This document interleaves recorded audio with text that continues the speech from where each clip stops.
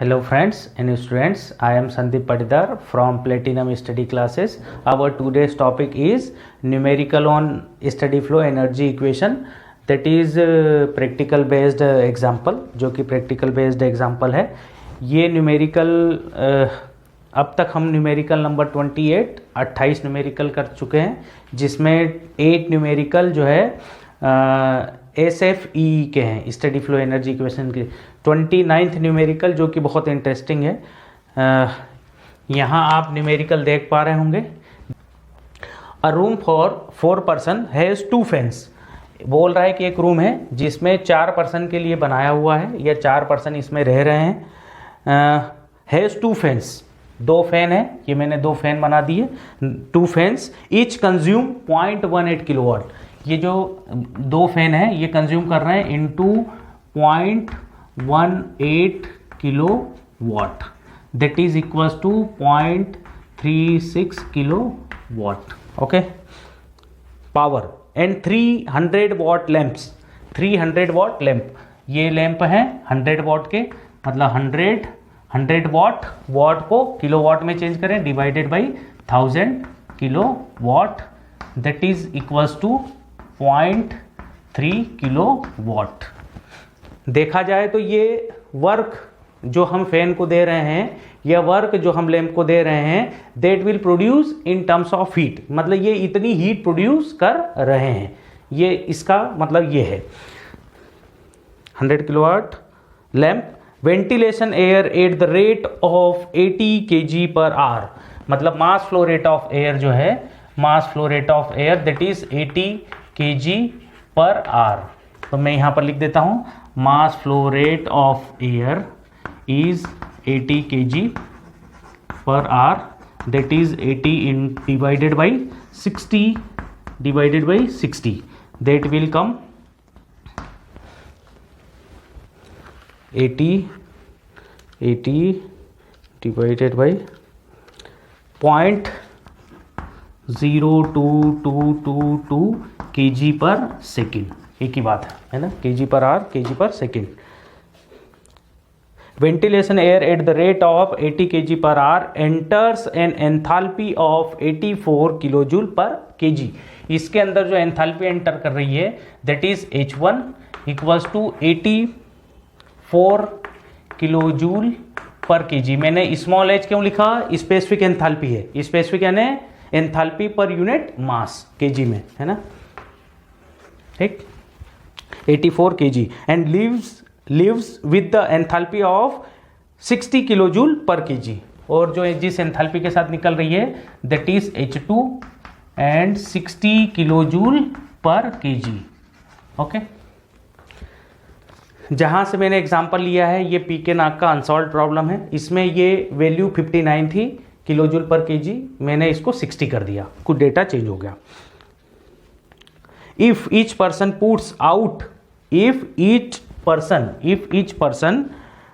Puts out heat at the rate of, ये अगर हर एक पर्सन हीट जो है निकालता है, heat at the rate of, इनकी बॉडी से हीट निकलती है eight the rate of 630 kilojoule per our. अगर हर एक पर्सन से 630 किलोजूल पर आवर की अगर हीट निकलती है तो कितना हो जाएगा? 4 person into 630 divided by kilojoule per hour. Hour को चेंज करेंगे सेकेंड में, 60 into 60, that will come, calculator कर ले, चला ले, 4 इंटू 630 डिवाइडेड बाई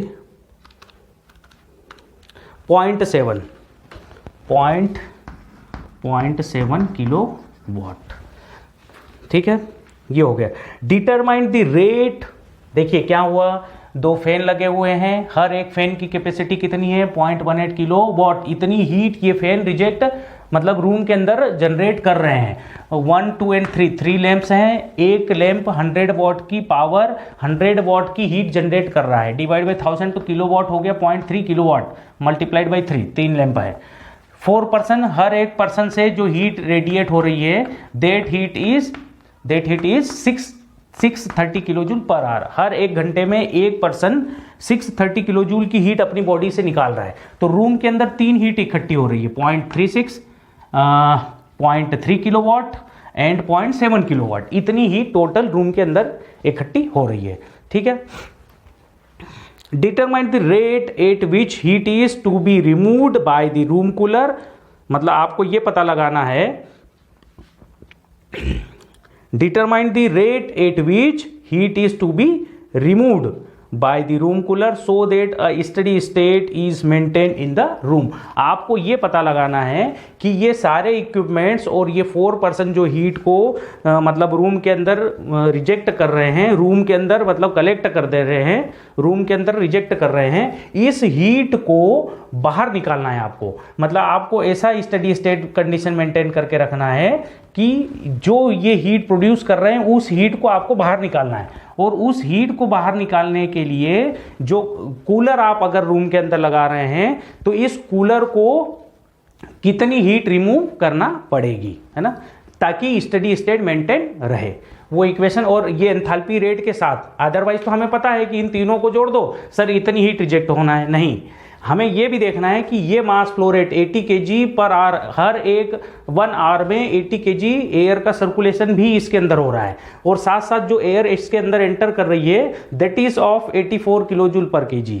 हर एक kg के अंदर 84 किलो जूल की हीट है। और जो एयर इससे बाहर निकलेगी वो 60 किलो जूल पर kg की है। ओवरऑल हम देखें तो जो कूलर है वो कितनी एंथैल्पी को चेंज कर रहा है, यही तो है। मतलब रूम के अंदर जो एंथैल्पी ऐड भी हो रही है और एक एंथैल्पी आई, एक एंथैल्पी निकल गई, आप ऐसा बोल सकते हैं। तो ये ओवरऑल 80 - 60 to 20 किलो जूल की हीट को, ये 20 किलो जूल हीट को जो बाहर से आ रही है उसको तो कम कर ही रहा है, साथ साथ में इस हीट को भी एब्जॉर्ब कर रहा है। तो एयर कंडीशनर आप समझ लें कि रूम के अंदर एयर कंडीशनर एयर को सर्कुलेट कर रहा है और बार बार एयर को कूल्ड कर रहा है। तो लगा दें हम सबसे पहले तो ये गिवन डेटा हमारा हो गया है। सबसे पहला काम कर ले हम, लिखता हूं मैं हीट ट्रांसफर डी क्यू, मतलब heat transfer D Q divided by D time electric equals to, electric से इलेक्ट्रिक में क्या हो गया, heat transfer by fan, heat transfer per unit time fan plus fan divided by heat transfer per unit time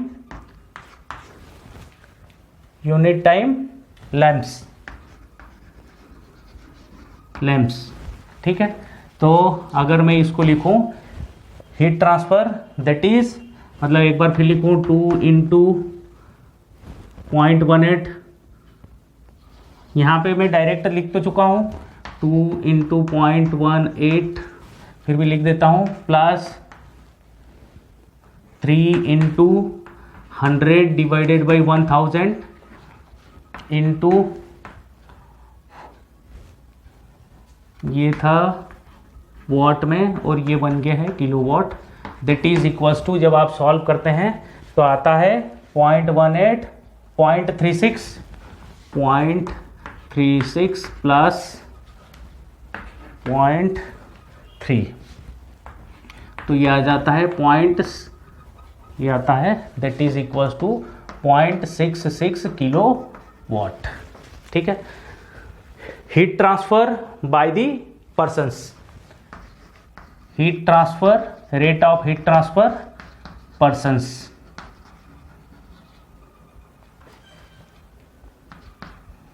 equals to 4% into that is 0.4% equals to 630 kg per hour, एक बार लिख देता हूँ 4 × 630 divided by, already solve है, that will come 0.7 kilo watt. ठीक है। 2 heat निकल रही हैं। स्टडी फ्लो एनर्जी इक्वेशन लगा दें from steady flow energy equation. Flow energy equation में एक तरफ हीट और वर्क आप चाहे तो इन और आउट ऐसे ले सकते हैं, ये डायरेक्ट में अगर लिखूँ तो Q डॉट W डॉट है ना, Q डॉट W डॉट का मतलब DQ divided by D time minus DW divided by D time equals to mass flow rate into change in enthalpy plus change in kinetic energy 2 into 1000 GZ2 minus Z1 divided by 1000 unit को compensate करने के लिए divide by 1000 that will taken zero. Kinetic energy potential energy zero लोगे, क्यों? क्योंकि values आपके पास नहीं है, ना तो वेलोसिटी की वैल्यू है ना इलेवेशन हाइट है ना, नॉट गिवन ये आपके पास गिवन नहीं है। वैल्यूज रखेंगे, आंसर ले आए। जो टोटल है, टोटल में क्या होगा, दिस प्लस दिस, तो ये क्या हो जाएगा, heat transfer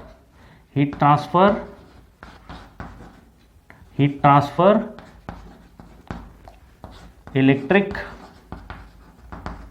plus heat transfer person minus DW divided by D time. D time क्या है, amount of work required to remove the heat.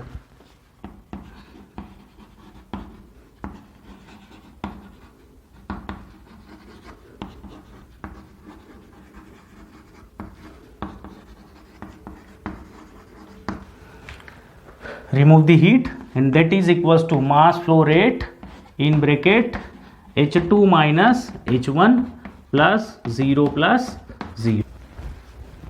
Value रखें। Electric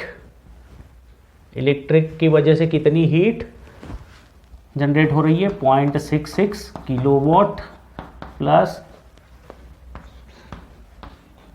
plus by person 0.7 kilowatt plus minus DW divided by D time work required equals to mass flow rate that is 0.02222 in bracket H2 minus H1, H2 is 60, H1 is 84।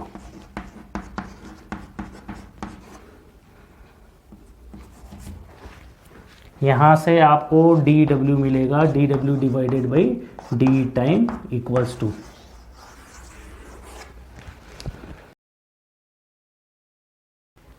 Answer आया plus में 1.8933 kilo watt या kilo joule per second.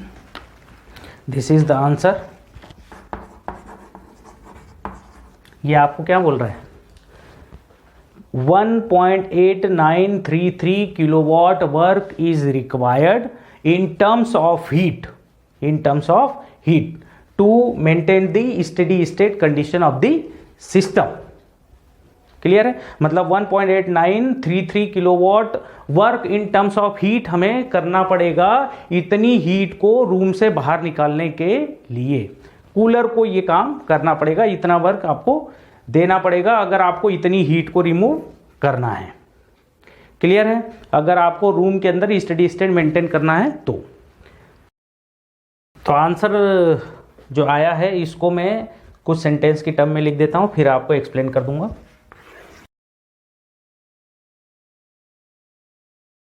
So students, यहां लिखा है 1.933 kilowatt heat in the form of work is, मतलब heat is removed by the cooler to maintain the study state of the system in the form of work. ये work क्या है, required.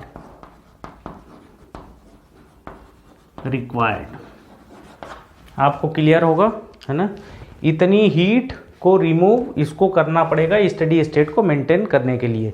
So please note down students.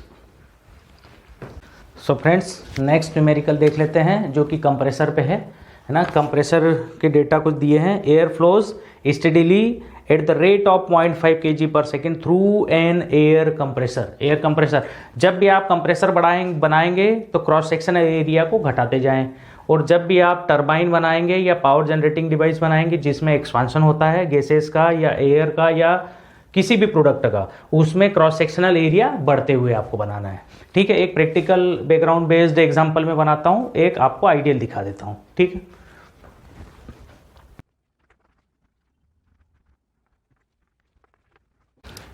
So friends, मैंने यहाँ पर compressor का आपको diagram बना करके दिखाया है।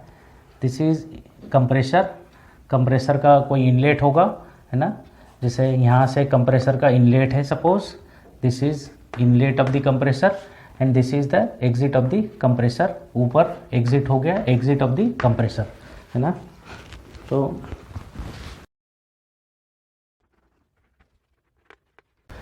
सो फ्रेंड्स, मैंने यहाँ पर कंप्रेसर का एक डायग्राम बनाया है। ये कंप्रेसर ऐसे भी दिख सकता है आपको, compressor, this is the inlet of the compressor, this is the exit of the compressor. दोनों एक लाइन में भी हो सकते हैं, जैसे यहाँ पर इस क्रॉस सेक्शन को देखोगे तो एक लाइन में आपको दिख रहे हैं, ऐसा भी पॉसिबल है। ठीक है, आपको क्या क्या प्रॉपर्टीज़ दी है वो प्रॉपर्टीज़ हम लिख लेते हैं। कंप्रेसर जो कि एक मोटर से रन करेगा, चलेगा, क्रॉस सेक्शनल एरिया कम होगा। कंप्रेशन का मतलब है वॉल्यूम डिक्रीज हो रहा है, इसलिए हम एरिया को घटाते जाते हैं। देख लें, air flows steadily at the rate of 0.5 kg per second, मतलब आपको दिया है mass flow rate 0.5 kg per second through an air compressor entering at 7 metre per second, मतलब C1 equals to 7 metre per second. 100 kilo pascal pressure P1 is 100 kilo pascal, that means kilo pascal का मतलब kilo newton per metre square, pascal यानी newton per metre square.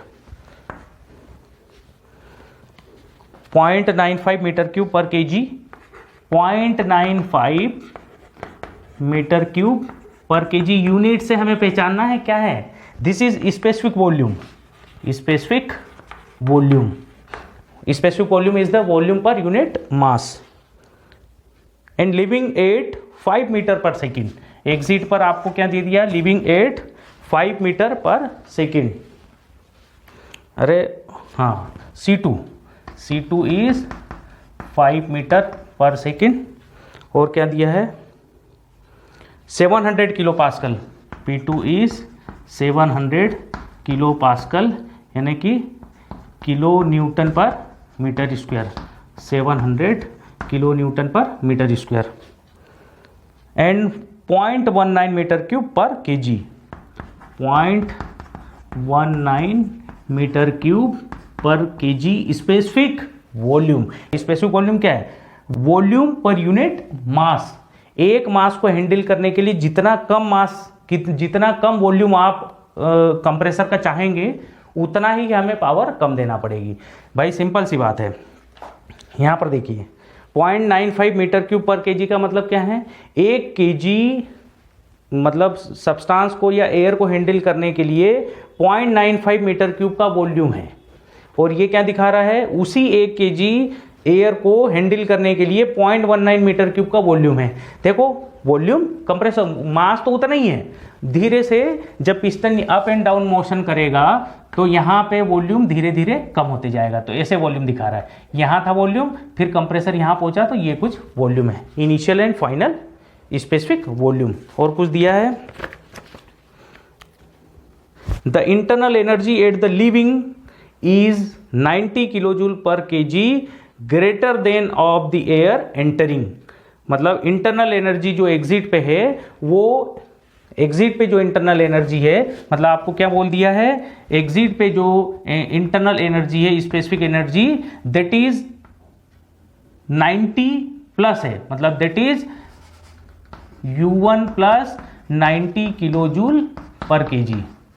बोल रहा है कि internal मतलब exit पे जो इंटरनल एनर्जी है, specific internal energy, that is 90 kilo joule पर KG greater then the internal energy at the inlet, ये बोल रखा है। Cooling water in the compressor jacket absorbs heat from the air at the rate of 50 kilowatt, मतलब जो compressor है, compressor की surrounding में वाटर सर्कुलेट हो रहा है, इसको कुछ ना कुछ इसके अंदर टेम्परेचर को बहुत ज़्यादा बढ़े ना इसके लिए, तो इसमें जो कूलिंग वाटर आउटर बाउंड्रीज पे सर्कुलेट हो रहा है, ये 58 किलोवाट हीट को एब्जॉर्ब करके ले जा रहा है। तो ये भी मैं दिखा देता हूँ। मतलब आप ऐसे सोचिए कि कूलिंग वाटर इन यहाँ से हो रहा है, कूलिंग वाटर इन कुछ इस तरीके की वाटर जैकेट्स हैं, और कूलिंग वाटर आउट है ना, ये क्या है, कूलिंग वाटर इन। इसकी सराउंडिंग पे देखें तो कुछ इस तरीके की वो बनी है वाटर जैकेट्स, वाटर जैकेट्स।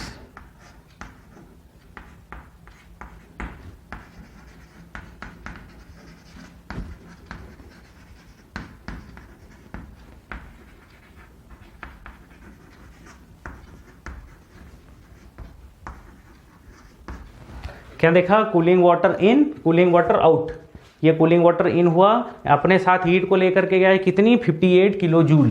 इसने जो अपने साथ हीट को लेकर के गया that is 58 kilo watt, kilo joule नहीं, किलो जूल पर सेकेंड बोल सकते हैं या kilo watt, that is kilo joule per second, है ना। आगे पढ़ लें और क्या दिया है, compute the rate of shaft work input to the air in kilowatt. मतलब आपको ये पता लगाना है कि इस कंप्रेसर को चलाने के लिए कितनी पावर हमें देना पड़ेगी, W डॉट मतलब पावर, पावर आपको फाइंड आउट करना है, पावर कितनी आपको फाइंड आउट करना है कि power input of compressor, compressor की कितनी पावर इनपुट है, मतलब पावर इनपुट देना पड़ेगी। दूसरा है find the ratio of inlet pipe diameter to outer pipe diameter. Pipe का जो डायामीटर है इनलेट और outlet D1 and this is D2, आपको फाइंड आउट करना है D1 डिवाइड बाई D2, इनका रेशियो। जल्दी से सॉल्व करते हैं। सबसे पहले तो एनर्जी इक्वेशन लगा दे, है ना, from steady flow energy equation. Steady flow energy equation लगाया। हीट ट्रांसफर, आपको 5 चीजें हमेशा याद रखनी है, heat transfer, work transfer, change in enthalpy, change in kinetic energy, change in potential energy, बस। तो लेफ्ट हैंड साइड में heat transfer minus work transfer, right hand side में बची हुई 3 टर्म। तो heat transfer dq by D time rate of heat transfer minus rate of work transfer means power, है ना, power.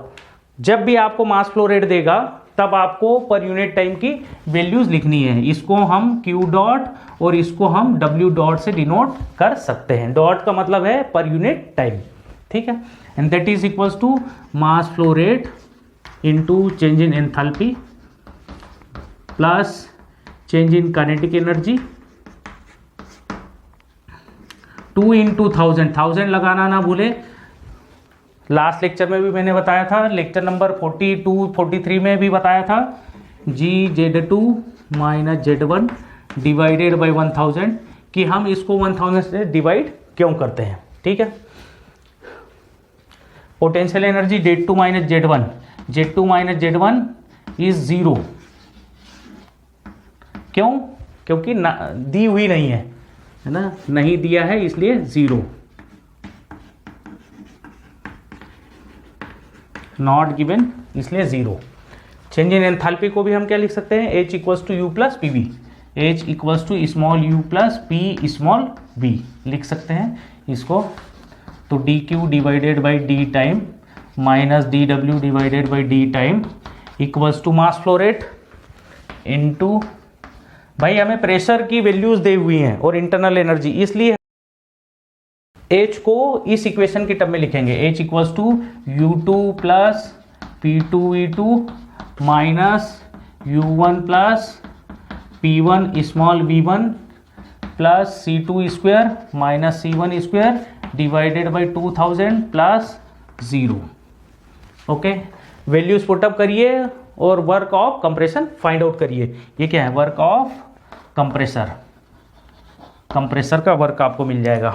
Values रखें, heat transfer heat transfer ये रहा, that is 58 kilo watt minus dW divided by work of compression, rate of work transfer या work required to run the compressor equals to mass flow rate that is 0.5 kg in bracket U2 is U1 plus 90 plus P2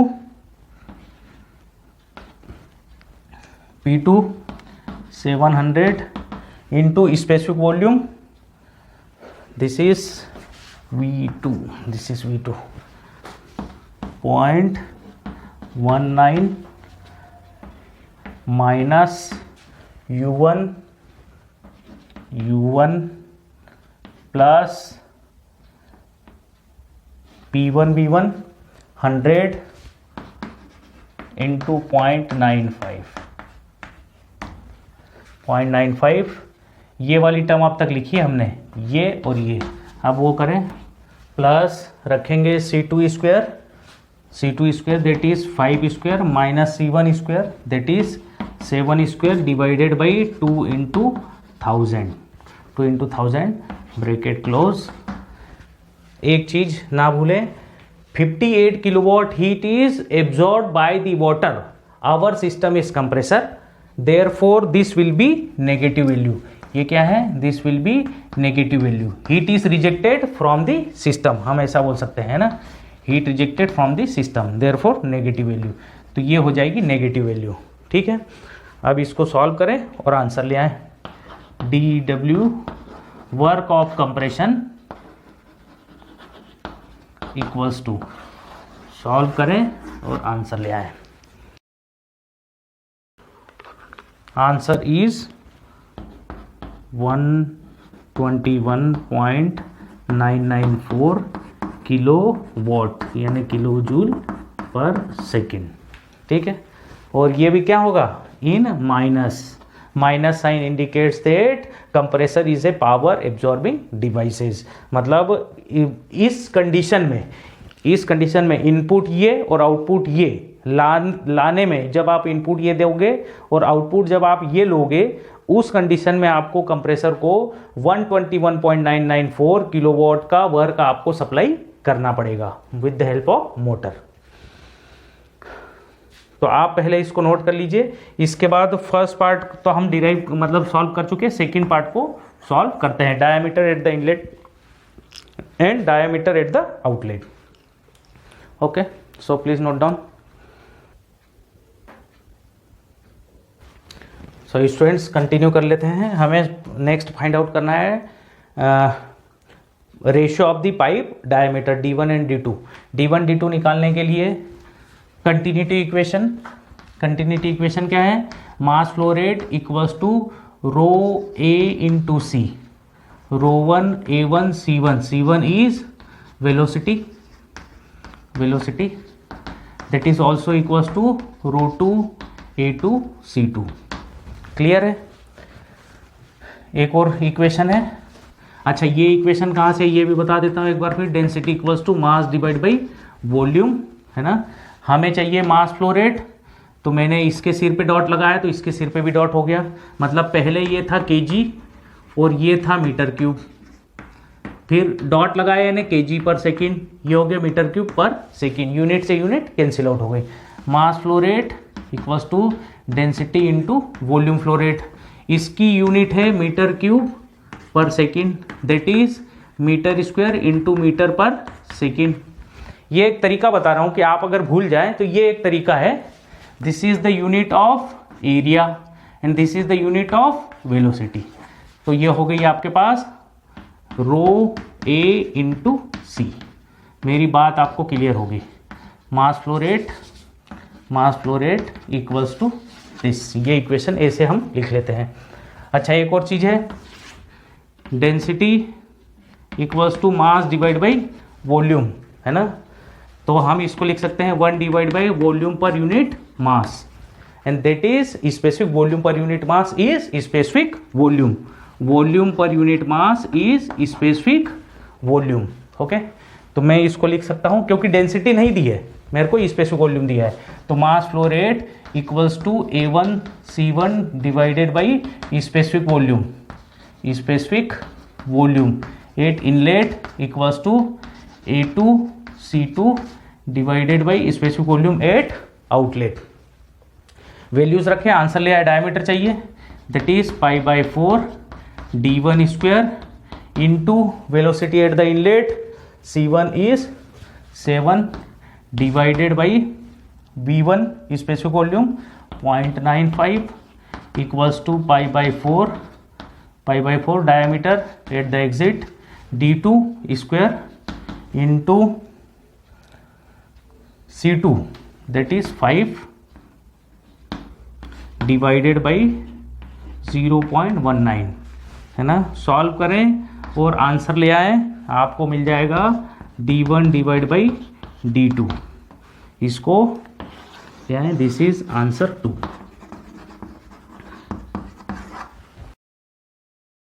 answer आया 1.8898 है ना, इनका ratio है। अगर आपको कहे कि डायमीटर एट द इनलेट, तब भी हमें फाइंड आउट हो सकता है। एट द इनलेट निकालना है तो क्या है, दिस इज इक्वल्स टू, मतलब this equation is equals to mass flow rate 0.5 kg, मतलब इस इक्वेशन को आप 0.5 kg के इक्विवेलेंट रख दें, equals to 0.5 kg per second, तो यहाँ से d1 निकल जाएगा। And this is also equals to mass flow rate that is 0.5 kg per second, है ना, क्योंकि मास फ्लो रेट है, मास फ्लो रेट, ठीक है। तो आप चाहो तो d1 निकाल सकते हैं, आप चाहो तो d2 निकाल सकते हैं, मतलब ये पूरी टर्म मास फ्लो रेट के इक्वल है, this term mass flow rate के इक्वल है, ठीक है। तो ये था पाइप डायमीटर। अक्सर ऐसे न्यूमेरिकल पूछे जाते हैं यूनिवर्सिटी एग्जाम में, है ना। और मेन कंप्रेसर का न्यूमेरिकल आता है तो पाइप डायमीटर निकालने का क्वेश्चन जरूर आता है कि इन पाइप का डायमीटर कितना है, इनलेट बड़ा है या आउटलेट बड़ा है। ओके, यहाँ पे आपको क्या दिखा रहा है, d1 divide by d2 is greater than 1, that means diameter at the inlet of the pipe is greater than diameter at the outlet of the pipe. आप ऐसा भी बोल सकते हैं कि diameter at the inlet is 1.8898 times diameter at the outlet. आप ऐसे भी तो बोल सकते हैं। इनलेट का जो 10 सेंटीमीटर है तो ये 18 सेंटीमीटर होगा, 1.88 टाइम्स है। क्लियर है? So please note down students.